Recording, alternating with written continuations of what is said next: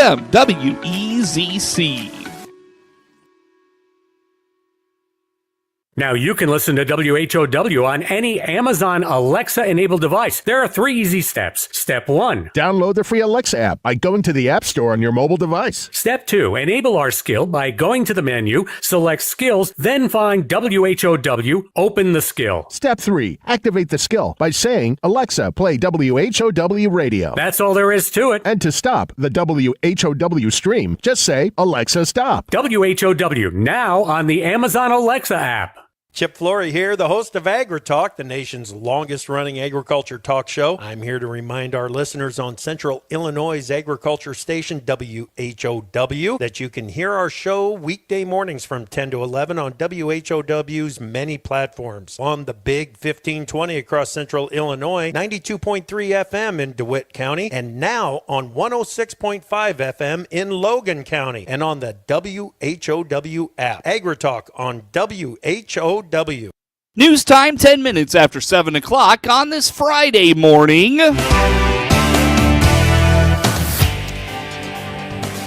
Top of the morning from the newsroom of Regional Radio and DeWittDailyNews.com. I'm Seth Lawrence with this expanded 7 o'clock newscast brought to you by Baum Chevrolet Buick in Clinton, your Silverado headquarters.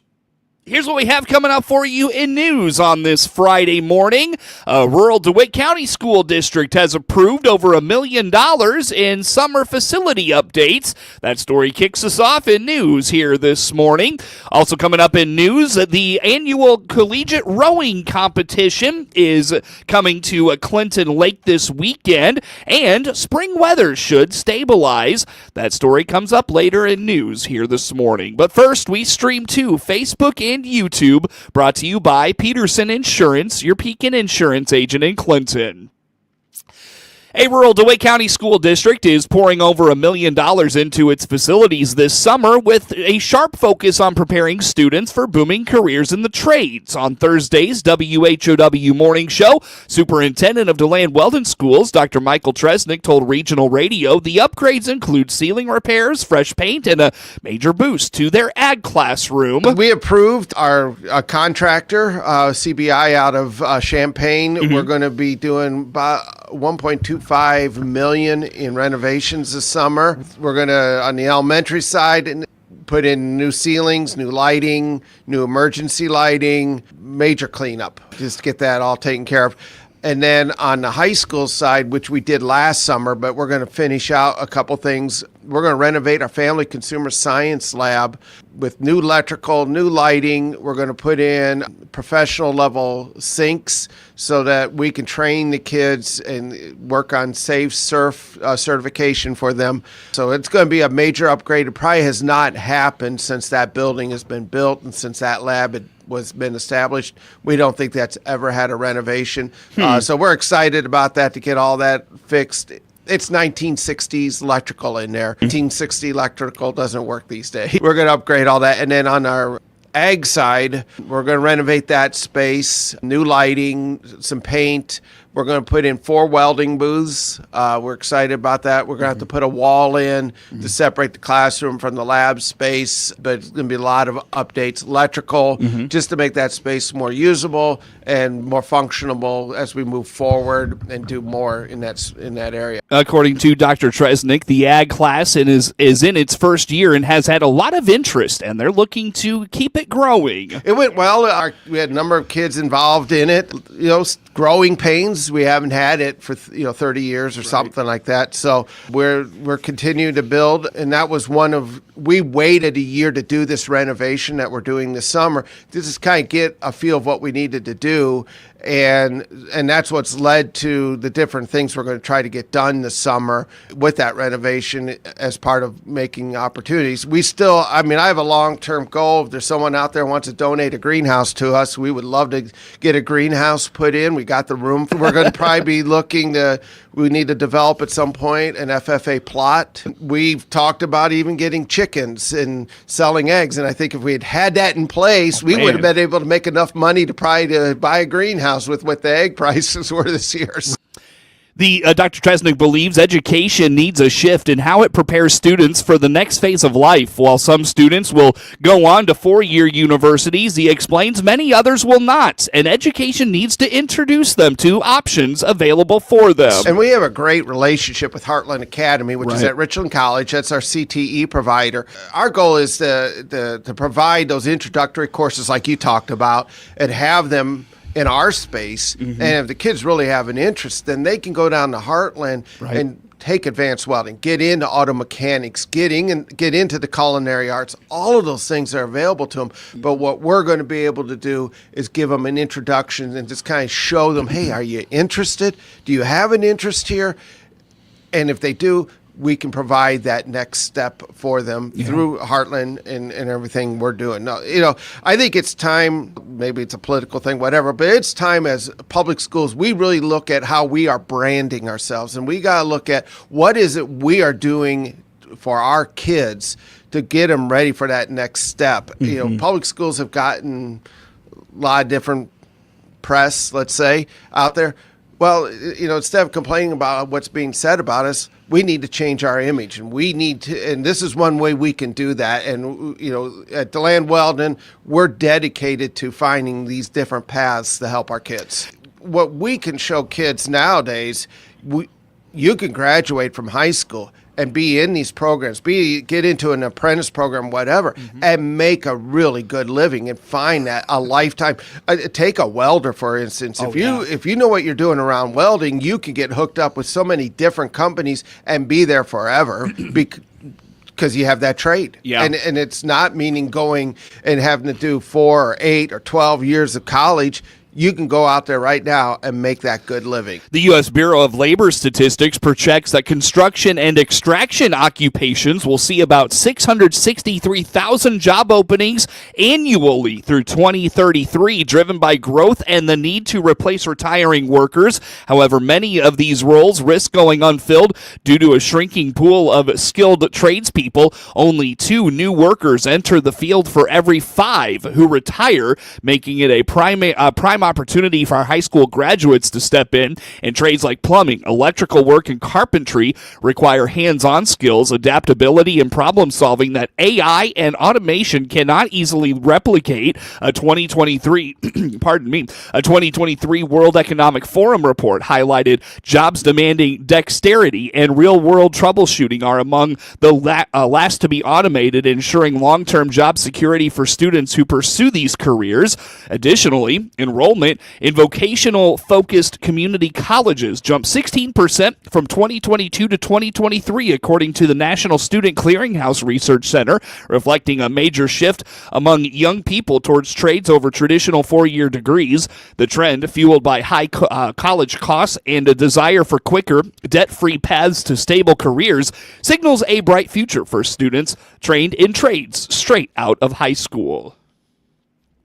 17 minutes after 7 o'clock is news time on this Friday. Still to come in news this morning. This spring has etched its name in the record books with relentless severe weather, torrential rains, and gusty winds. However, relief may be in sight. Ed Shimon at the National Weather Service gives us maybe perhaps a positive outlook for the next few weeks. That comes up here in just a bit in news. A collegiate rowing competition returns to Clinton Lake this weekend. Kurt Homan, executive director of the DeWitt County Development Council, explains the University of Illinois men's and women's rowing teams will be among numerous competing at Clinton Lake this weekend. Yeah, Illinois Rowing, the University of Illinois, they will have 16 to 20 collegiate men's rowing teams and then 16 to 20 collegiate women's rowing teams. Wow. And so that's always a fun event, and it's just great to have the extra traffic that comes into the county, and something associated with the University of Illinois is really cool also. Homan expects it to be a big event for Clinton with all the athletes, families, and spectators that come to town. It could be a great opportunity for local business to capitalize on the increased traffic. There's several hundred. I know the parking. There's not enough parking at the access point, so they bus folks in from Blue Ridge High School with buses that run all day, every 15 minutes out to the lake, and it's 800 or 900. I would estimate. And I go out there. I can't stay out there all day. Rowing is it's a lot different than watching basketball for sure. But that being said, it's still a great event, and I would encourage anyone that wants to see what it's all about. It's at the Liberty Road access point. Learn more about the event and all things DeWitt County Development Council by finding them on Facebook.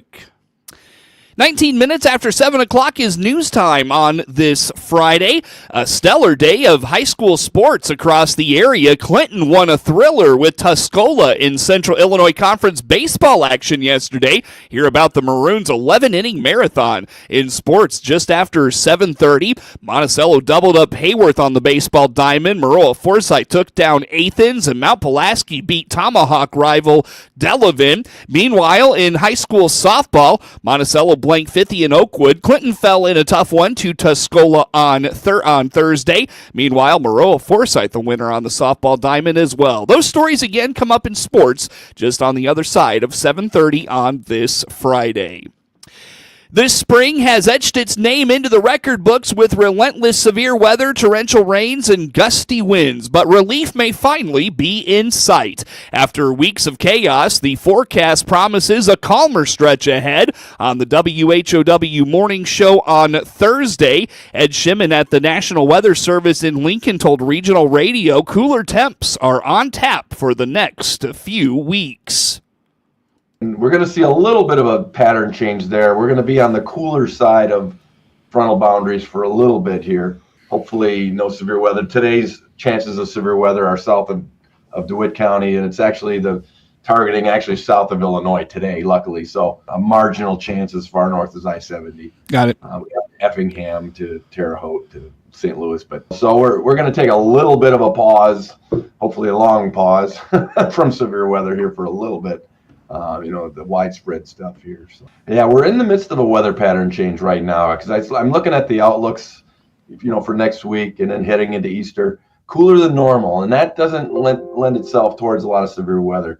We see problems when we have a major above normal bullseye on Illinois because that brings the dew points into the 60s.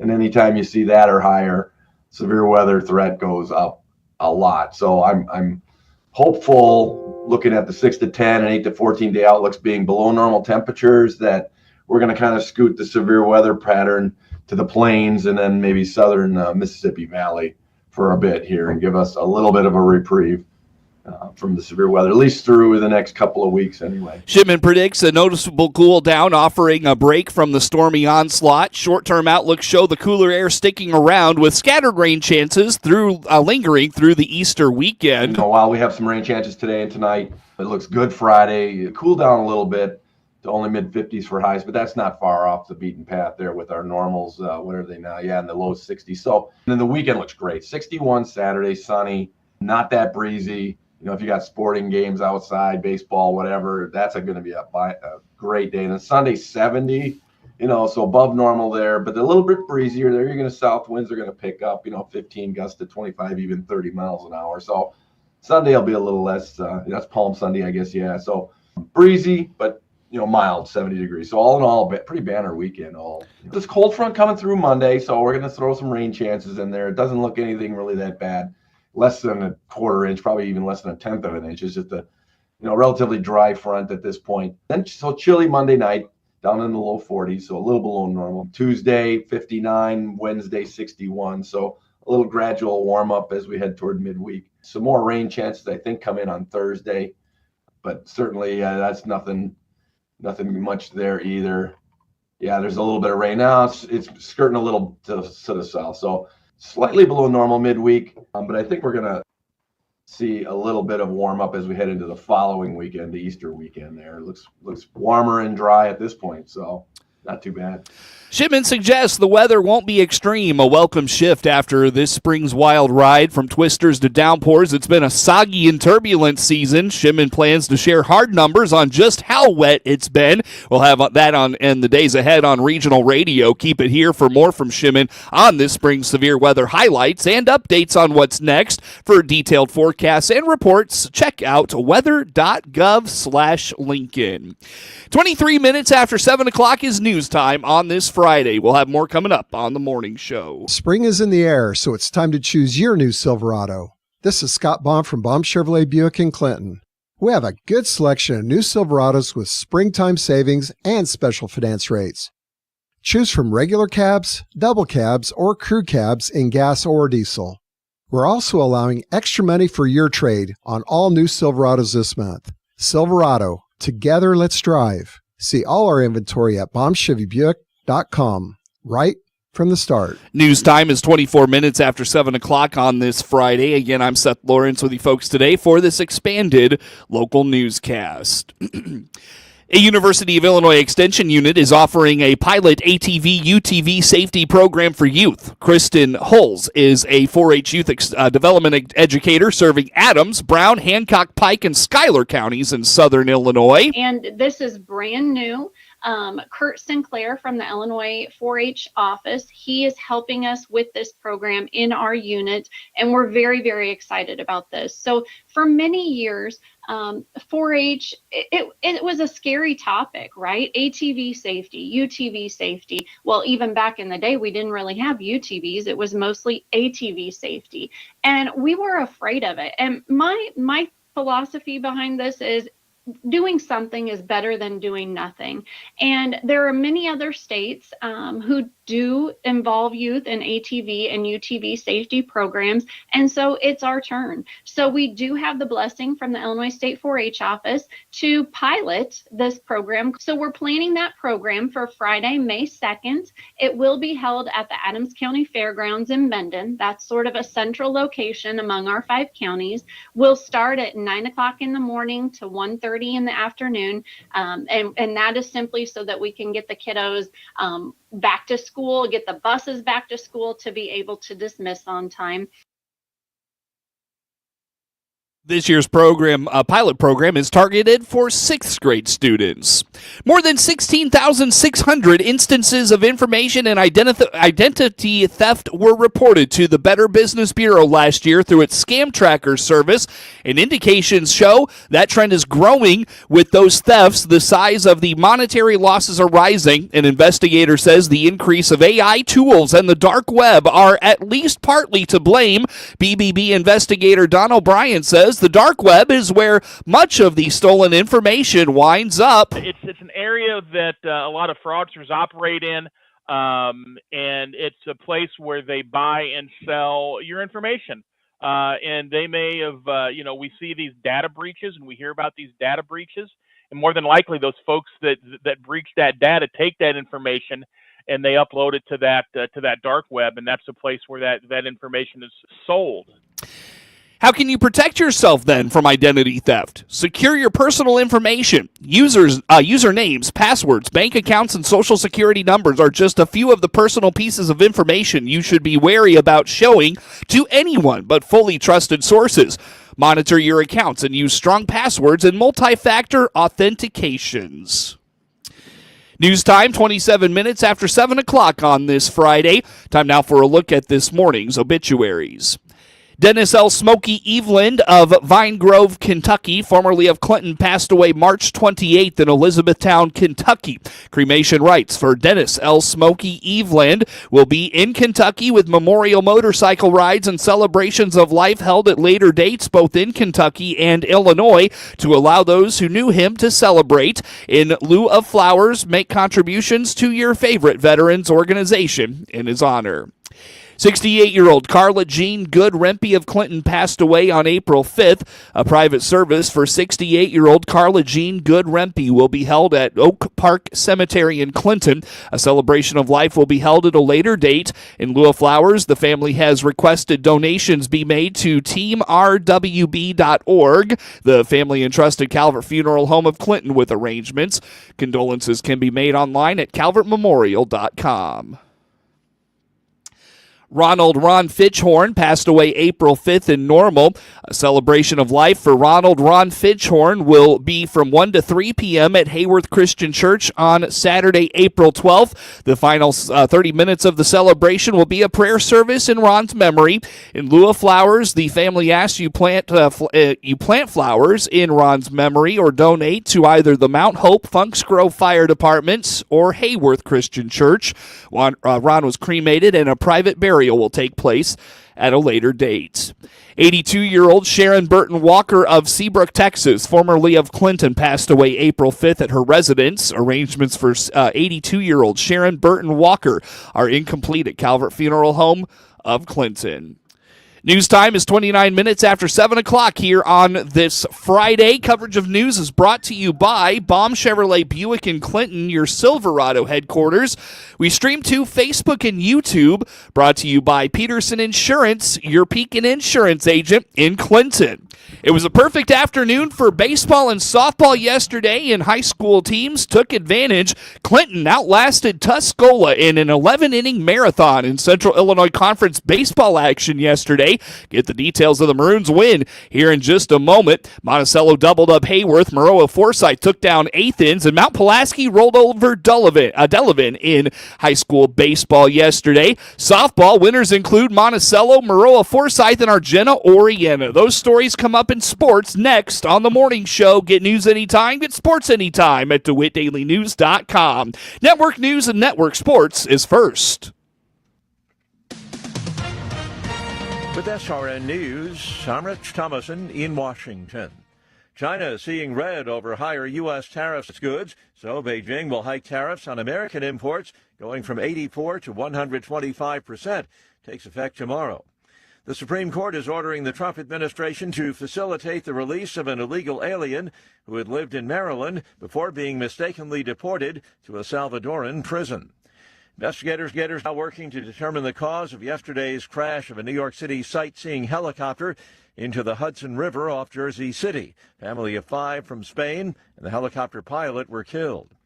Funerals and burials now taking place for victims of the nightclub roof collapse in the Dominican Republic. The death toll, 221. On Wall Street, Dow futures 135 points higher. The Nasdaq futures are up 89 points. More details at srnnews.com. 5 Bible. With SRN Sports, I'm George Williams. In the NBA last night, a playoff-like atmosphere ahead of this weekend's conclusion of the regular season. By 2 points, the Pacers topped the Eastern Division champion Cavaliers 114 to 112. And another possible playoff matchup, the Pistons beat the Knicks 115-106. Yet a third in the West, the Timberwolves over the Grizzlies heftily 141-125. The Bucks beat the Pelicans 136-111. Hawks over the Nets 133-109. NHL hockey, more playoff game atmosphere and a shootout. The Capitals over the Hurricanes 6-5 for Hockey Night in Canada. Another shootout. Utah beat the Predators 4-3. Canucks down the Avalanche 4-1. Golden Knights over the Kraken. Kings beat the Ducks. It was the Blackhawks over the Bruins. Panthers defeated the Red Wings. Blue Jackets down the Sabres. Rangers beat up on the Islanders 9-2. Jets shut out the Stars. This is SRN Sports. In college hockey, the featured Frozen Four matchup games took place last night. Western Michigan defeating defending champion Denver 3-2. They advanced to the final against Boston University, who downed Penn State 3-1. The championship game will be Saturday night. Major League Baseball, a couple of extra inning games in 11 innings. Braves defeated the Phillies in a 2-run walk-off home run. Final score there 4-2. And in 10 innings, an infield grounder gave the Red Sox a 4-3 win over the Blue Jays. Elsewhere, Angels over the Rays 11-1. The Guardians winners over the White Sox. The Royals winners over the Twins 3-2. Rockies defeated the Brewers. And yesterday it was round 1 at the Masters. Justin Rose shot a 7-under 65 to take a 3-shot lead over Scotty Scheffler, Ludwig Ogberg, and Corey Connors. Rory McIlroy suffered 2 costly double bogeys on the backside to finish at even par. This is SRN Sports.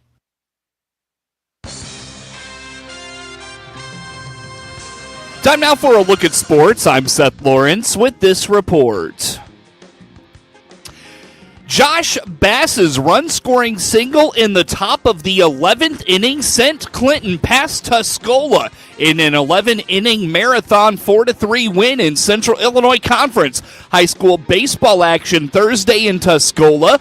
The Maroons rallied in the 11th, started with 2 outs. Jack Manning hit an infield single, and Colton Walker walked to set up first and second with 2 outs. Off on contact, Manning scored on Bass's base hit to right field to give the Maroons the 4-3 lead. Manning got the start going 5 innings and allowing 3 runs. 2 were earned on 3 hits with 4 strikeouts. Preston Curtis got the win with 6 scoreless innings of relief. The junior struck out 5, permitted 2 hits, and walked 2. He worked around a leadoff walk in the 11th to close out the win. Cole Fentress was 2 for 4 with a double and 2 RBIs to lead the Maroons. Ryan Pine was 3 for 5 with an RBI. Josh Bass finished 2 for 6 with a double and added an RBI. Manning and Walker each had 2 hits for Clinton. The Maroons improved to 5-4 overall and 2-0 in the Central Illinois Conference. They'll host DMAC on Saturday. Monticello broke through, scoring 3 unanswered runs late to double up Hayworth 4-2 in non-conference high school baseball action Thursday in Monticello. Trailing 2-1, Carter Foran started the 5th inning by reaching on an error. Ike Young bunted for a base hit, and Foran took third on the play.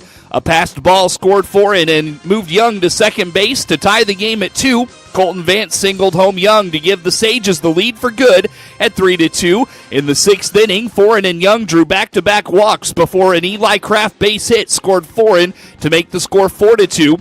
Forrest Rodden allowed 2 runs and 2 innings of work to start the game for Monticello. Gatsby Grant followed with 5 shutout innings of relief.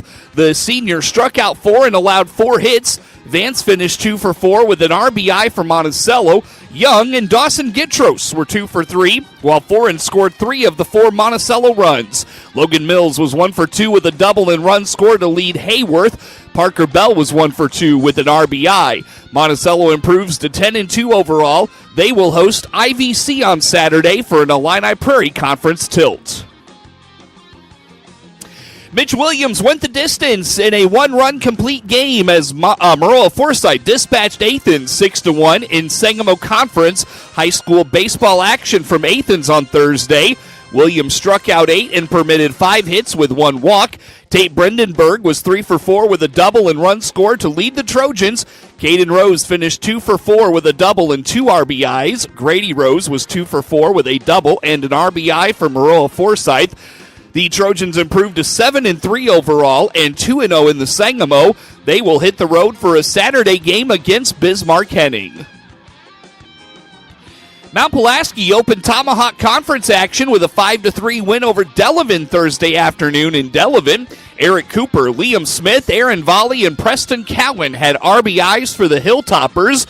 Mount Pulaski jumped out to a 4-0 lead after a 3-run second inning. Delavan rebounded with 3 runs in the 4th inning to cut the deficit to 4-3, but the Hilltoppers came back with a run in the top of the 5th for the final tally.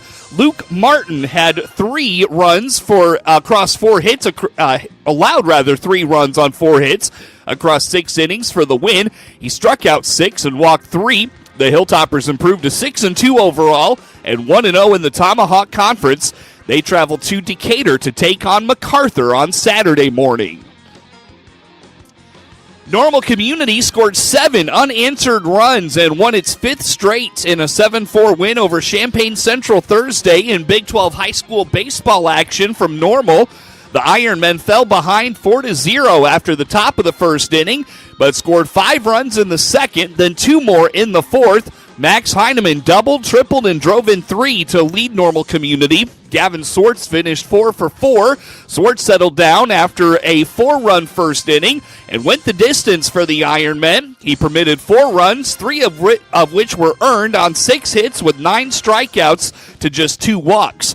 Normal Community improves to 7-3 overall and 5-0 in the Big 12. They travel to Champaign for a Friday game against Central. In a game heard on WEZC and online at DeWittDailyNews.com, Cassidy Stoffel twirled 6 shutout innings and hit a solo home run, leading Monticello past 50 and Oakwood 3-0 in non-conference high school softball action from Monticello on Thursday. Stoffel's solo home run put the Lady Sages up 2-0. After she allowed a leadoff base hit and then a one-out walk, she proceeded to sit down the next 14 batters in a row. Stoffel struck out 9 in 6 innings while issuing just 1 walk and permitting 3 hits. She was also 2 for 3 at the plate. Isabiri was 2 for 3 with an RBI. Her run-scoring single in the 5th inning made it 3-0. The Lady Sages go to 11-2 overall. They will host IVC Saturday morning for an Illini Prairie Conference tilt. Clinton fell behind early and could not dig out of a 5-run deficit in an 8-6 loss to Tuscola in Central Illinois Conference high school softball action Thursday in Tuscola. The Lady Warriors gradually pulled out to a 5-0 lead before the Lady Maroons answered with a 4-run 5th inning. Annalise Thompson and Avery Smith hit back-to-back 2-run scoring singles to cut the deficit to 5-4. The Lady Warriors got a run back in its half of the top of the inning to go up 6-4. Tuscola would add 2 more runs in the 6th. Hadley Humble scored 2 with a base hit in the top of the 7th, but Clinton could not get the tying run home as they had runners at first and second with 2 outs. Ava Boyer led Tuscola, finishing 2 for 4 with a home run, a triple, and 3 RBIs. Smith was 2 for 4 with 2 RBIs to lead the Lady Maroons. Thompson was 1 for 4 with 2 RBIs and 2 runs scored. Humble finished 2 for 4 with 2 RBIs, and Ariana Humes had a double. Clinton is 2-5 overall and starts 0-1 in the CIC. They'll host El Paso Gridley on Saturday. Maroa-Forsyth scored 3 runs in the 11th inning, then held off Athens for a 9-8 marathon back-and-forth win in Sangamo Conference high school softball action from Athens Thursday. The Lady Trojans went up 3-0 in the top of the 3rd. Athens answered back with single runs in the 3rd and 4th innings to trail 3-2. Maroa-Forsyth put 2 runs on the board in the 6th to go up 5-2. A 3-run 6th inning tied the game for Athens. Each team scored a run in the 7th inning to force extra innings, tied at 7. Taylor Crouch was 3 for 6 with a homer, a double, and 4 RBIs, and scored 2 runs to lead the Lady Trojans. Aubrey Stewart finished 4 for 6. Adeline Simmons was 2 for 4 with a pair of doubles. Peyton Torbert was 3 for 5 with an RBI and 2 runs scored. Maggie Ravenscraft finished 2 for 4 with a double and an RBI. Maroa-Forsyth is 7-2 and moves to 2-0 in the Sangamo. They'll host Decatur St. Teresa on Monday.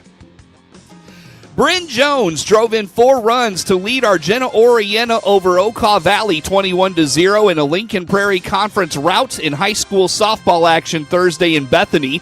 Jones was 2 for 4 with a double and 4 RBIs. Sophia Wicklund was 2 for 2 with a double and 3 RBIs for the Lady Bombers. Elisa Armstrong drove in 2, while Angelina Madrigal finished 2 for 2 with a double, an RBI, and 2 runs scored. Armstrong twirled 4 shutout innings, allowing just 1 hit and struck out 4. The Lady Bombers are 3-6 overall and 2-0 in the Lincoln Prairie. They'll host Decatur St. Teresa on Saturday. Stephen Kwan had a homer and 3 singles. He drove in 4 runs to lead the Guardians over the White Sox 6-1 to complete a 3-game sweep. The White Sox have now lost 8 in a row, including 6 on this past road trip, which concluded with a sweep at the hands of the Guardians and Stephen Kwan.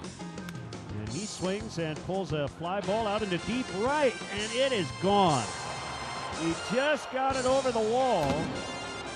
A 2-run shot for Kwan. It's 4-1.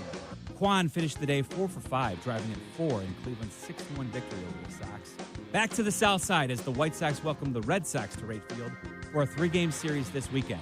I'm Jeff Meller, and I'll have your pregame coverage starting at 6 p.m. for White Sox and Red Sox on ESPN 1000 Hard Rock Casino White Sox Network. And the Sox return to the WHOW airwaves tonight. Denny Hamlin earned his 2nd consecutive win in Darlington, holding off William Byron after a perfectly executed pit stop. The Joe Gibbs racer will look to become the 2nd driver this year to win 3 straight races when the Cup Series heads to Bristol this weekend. Leading a race-high 163 laps, Hamlin took the win over teammate Martin Truex Jr. in a race that saw a record-breaking 54 lead changes. Practice and qualifying is 1 o'clock on Saturday. Race time is 2 o'clock on Sunday. Brandon Jones took the checkered flag in Darlington, earning his first win in 98 races and the 6th of his career. The Xfinity Series returns to Bristol for a spring race this weekend for the first time since 2020. Practice and qualifying is Saturday morning at 10:30. Race time is 4 o'clock on Saturday evening. Daniel Hemrick, who led a race-high 149 of 200 laps, secured a victory at Martinsville after a late race pass of teammate Tyler Ankrum. The Craftsman Truck Series runs at Bristol this weekend, where last year Christian Eckes earned his first win of the season, maintaining the lead after passing Kyle Busch with 92 to go. Race time is 2:30 this practice and qualifying is 2:30 this afternoon. Race time is 6:30 tonight. Get sports anytime from your computer or mobile device at DeWittDailyNews.com.